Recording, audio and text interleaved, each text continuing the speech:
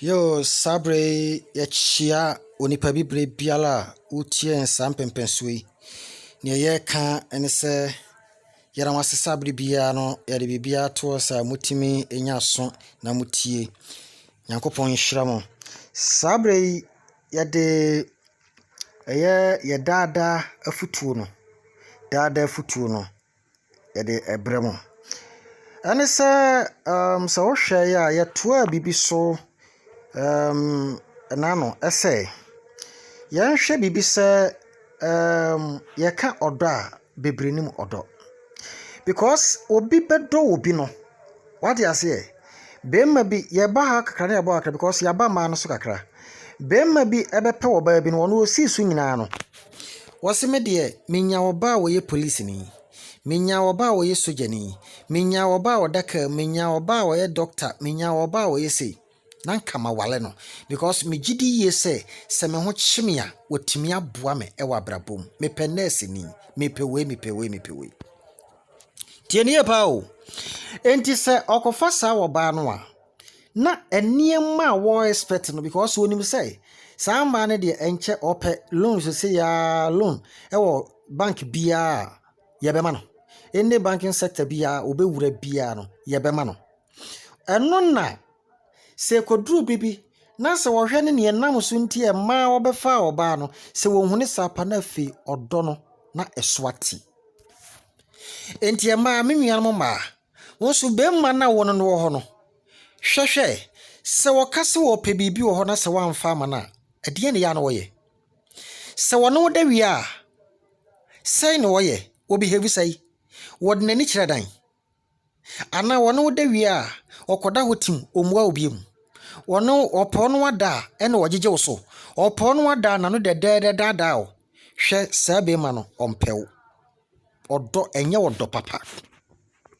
obi do oba bi ne tu agiragina so nti obi do oba bi ye kan se na ho ofe se ne odi na chiko nipa mu aye kamfne se wo yire ho ofe wo mpran ho ofe wo gai ho ofe enu nti no wodo a wanya de ama wo eti bomode ne hwe be ma na ne nam no hwe de nti a wodo yale mo da ho yo hwede enti awodo na bo wonyankopon pae se wurade sa relationship ya me na futu amitie meme die se sa na tia ene awurade kire wutumi na efa me fa kwan papa ba bia me daache papa bi firaba yo yanko yensem so na nyina ne se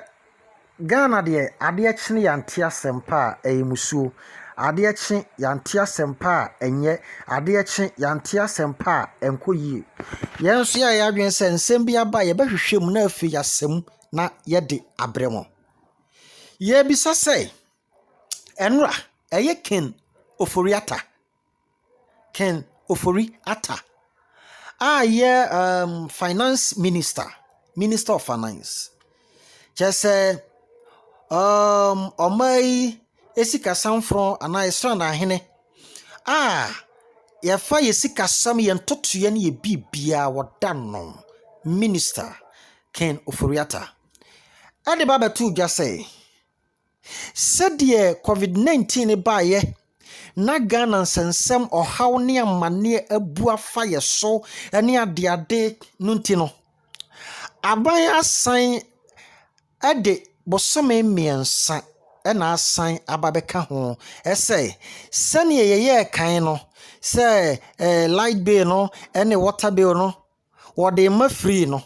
aban asan akeka ne ho biom se wo san ade abosome miensa ena asensi ho ese wo san de ache yanom maybe some asem ese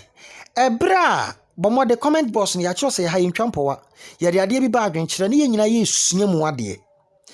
ebra aban di kan de cheye no o mantem ho sa no ensuo no munya bumpa he ne ye di kan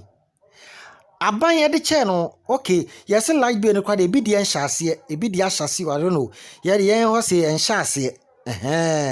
omo ya mo so ebeba ni following month na ba oh the same thing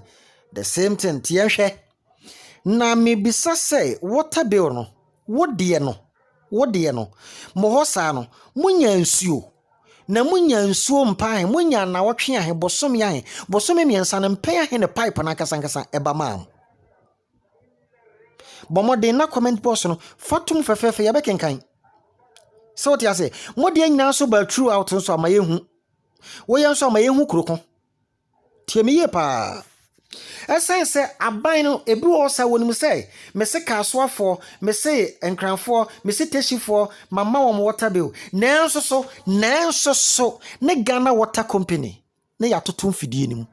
ensuo ne ba yire so 1 hour ya shedan nante ye ebra wo se water bill no free water bill no ya shedan nante ye pa hwe niema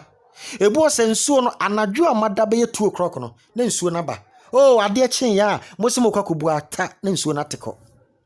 na yena eye chairman general